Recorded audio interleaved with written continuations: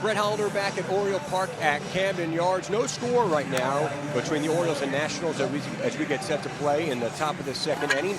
And joining us right now is the Orioles Executive Vice President of Baseball Operations and General Manager, Mike Elias. And Mike, here we are after this very long road, now just a few days shy of the start of this 2020 season. What's your level of anticipation right now?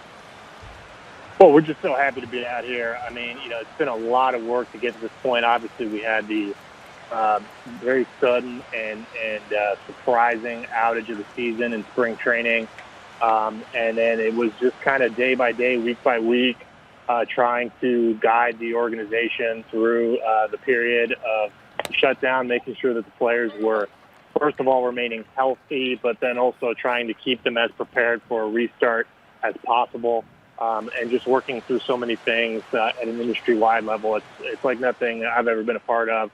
And I think that all of us with the Orioles are just really proud with the way the organization navigated this period of time from top to bottom, starting with the ownership group, the way that we prioritize player and staff safety first and foremost, and the Angelos family and the rest of the partnership group has done such a good job just taking care of our employees as much as possible, despite everything that's gone on. That we all feel really good about the fact that we're here today, playing another team in Camden Yards, and I think we're going to get to the finish line. I really feel good about the system that Major League Baseball has set up for the season.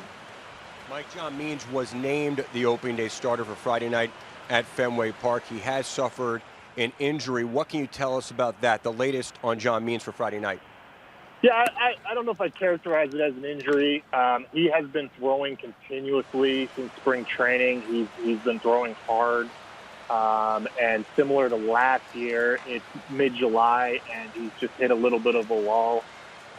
And we decided, being that it's John Means and being that the season is just getting started, we didn't want to push him out necessarily, and so we decided to pump the brakes and see where he's at here going into opening day, and we'll continue to assess it and probably make a final decision tomorrow on what we want to do. But if he does not make the opening day start, I think we're going to see him very, very quickly after that. He's feeling really good right now. Hey, Mike, it's Scott Garceau. You've put so much into player development, and it's very trying, obviously, with no minor league season. But just tell the fans what you're doing to still develop those young players, including the international kids that you signed a year ago. Yeah, I mean, it's a challenge, and it has been a blow to any team that's in a rebuilding effort like we are, to have all of our great prospects and all the players up and down our organization kind of have to disperse and go home. But our player development staff has used communications and technology and everything at our disposal to keep in touch with these kids, make sure they're doing as much as possible to keep getting better and stay prepared, throughout this period of time. And now we're getting to the point where we're starting to be able to get some of our young minor leaguers here to Maryland to train. We've got a group down at Bowie.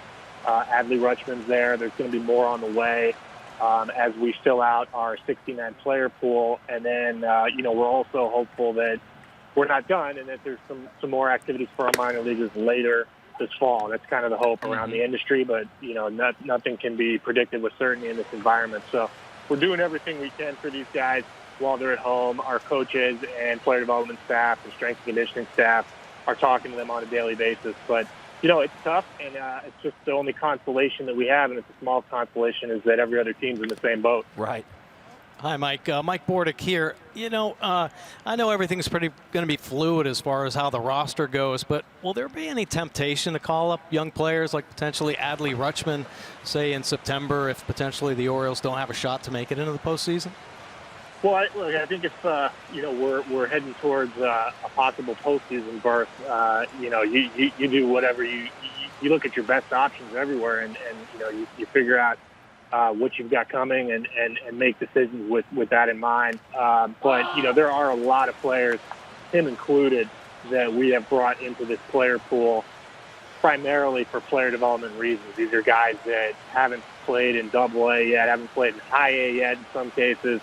They're young players. This is going to be their first full minor league season.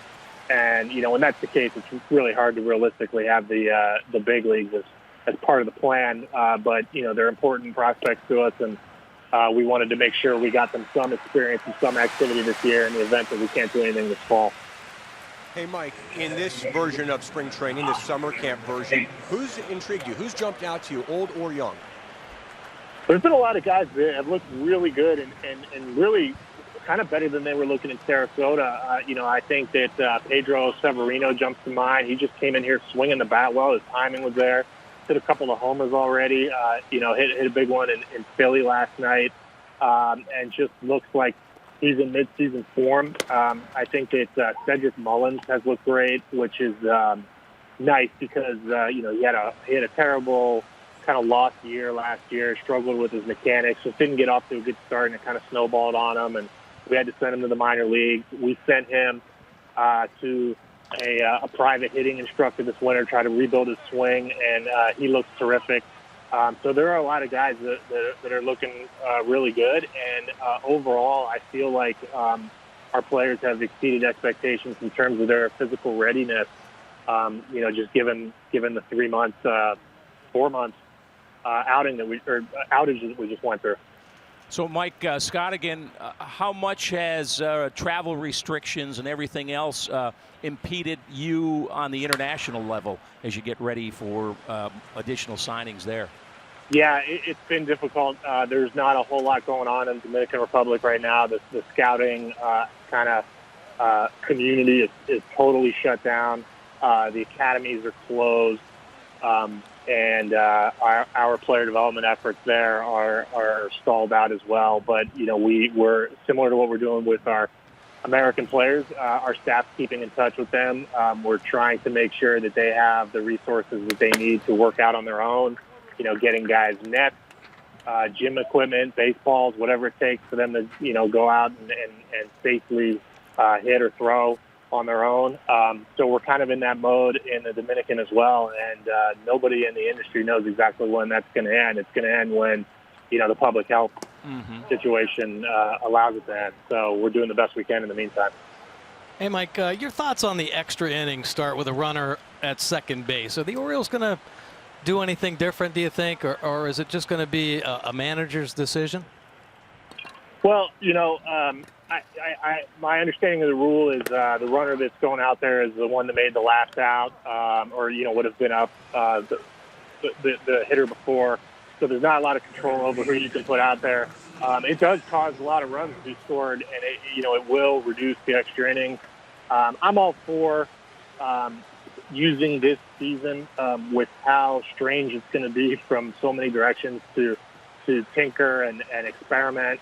And look, I mean, in baseball today, with the way that we handle pitching, with the transaction rules, it is really brutal when you have a 16, 17 inning, extra inning game, and then you're flying that night to play a different team who didn't have that game, different city. And it's rough. So I think it's worth playing around with this year, and it might be some fun. Well, Mike, thank you so much. Best of health and best of luck to you and the Orioles this season. No score at Camden Yards heading to the bottom of the second inning.